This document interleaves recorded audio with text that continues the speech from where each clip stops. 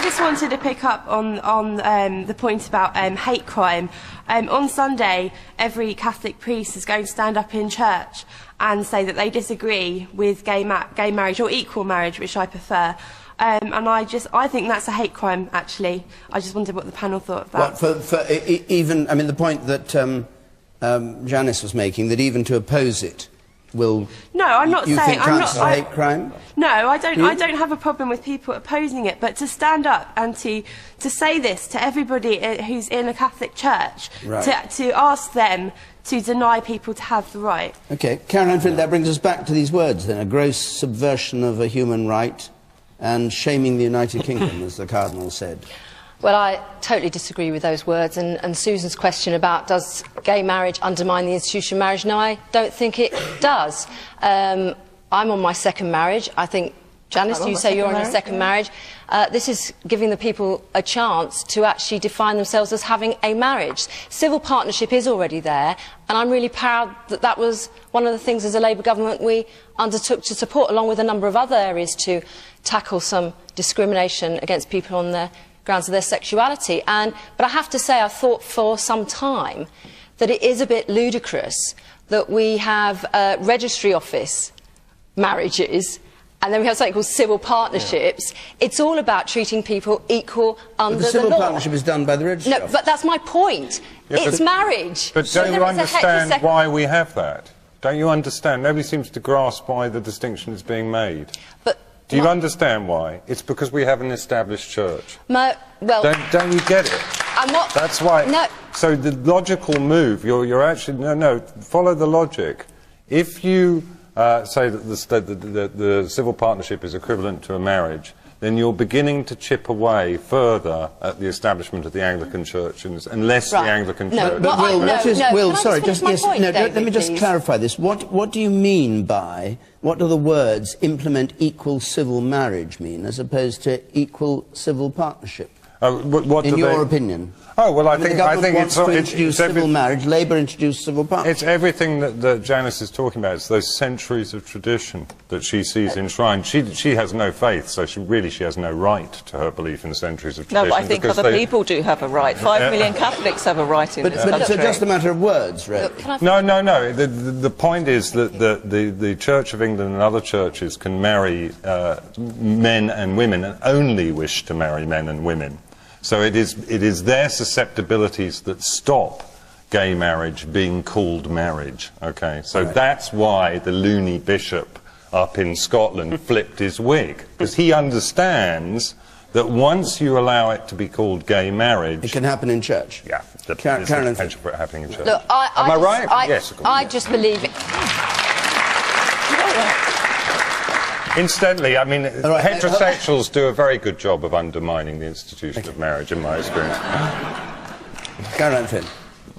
As I was saying, I actually think the time has come to sort of harmonise what we've got at the moment, which is civil partnerships and registry office marriages, weddings, into one. So whether you are heterosexual or gay, that you can go through the same process, and importantly, at the end of it, you have the same rights under the law, and those are rights that for a long, long time were denied to gay people. It doesn't affect, actually, as Eric said, and I'm glad you've changed your views on this, Eric, it doesn't affect temples, synagogues, mosques, churches from conducting their own affairs, but we have a law in this country in which all people should be treated equal. And this is about making sure that that's happening. Step? That will be the next step. No, I don't. Sorry, what will be the next step? I think that's an excuse from the to actually deny gay lobby. The next step will be demanding marriages in churches and mosques and temples. I think that... Wait a minute, Janice. And that will be dangerous. Janice, just explain, why, if gay marriages are what the government is introducing, why shouldn't gay marriages be conducted in the church?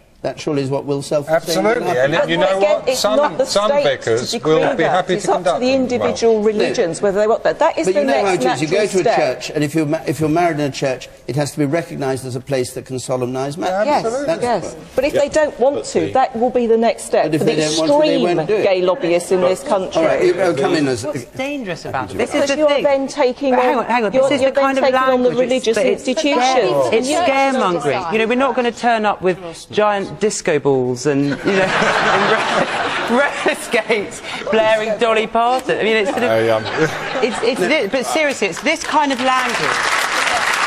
Seriously. Just to finish, it's this kind of language which I find terrifying, because it's fear-mongering, it's stirring people up. It's what the lady said there. You know, this insipid homophobia beneath this. It's not as gentle. I'm not talking. Sorry, I'm not talking about you, Janice. I'm talking about the language. Hold on, Janice. Let me just go to one of Think about it. The man there in spectacles. Surely it's just a matter of semantics, really, what one calls it. And also, we're one of the few countries in Europe where registry office or mayoral marriage is not a requirement anyway, prior to going through with a religious ceremony. But would you like to see the Church of England marrying gay couples? It wouldn't worry me particularly. Wouldn't worry you. And the man up there on the right.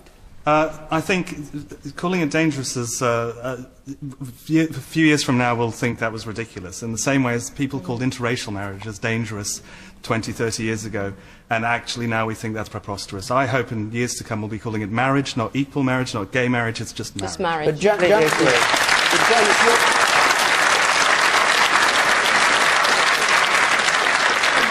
your concern is that you think gay couples will insist on being married in synagogues? Not the majority, no. But the majority will. And I think that there's always the extremists in these. But whatever. It will be illegal not to marry gay couples. I think, yes, I think that's a natural. I think it's really important that with this moderating and civilised suggestion that the state should be able to offer a gay marriage. I'd be really unhappy if we used it as a way of repressing free speech. I don't agree with the Cardinal Archbishop, but I think he's got a perfect right to speak from his pulpit. We do know, though, where the line is. He doesn't have a right, and this is actually on a recent case involving another religion, he doesn't have a right to stand up at that pulpit and say gay marriage is wrong and that gay people should be hung. He doesn't have a right to say that gay marriage is wrong and that gay people should be thrown out of the town. At that point it becomes a hate crime. Yeah. For goodness sake, for merely expressing a view that it is wrong in his view of a religion, to turn that into a hate crime would be the worst kind of repression. We go on to another question from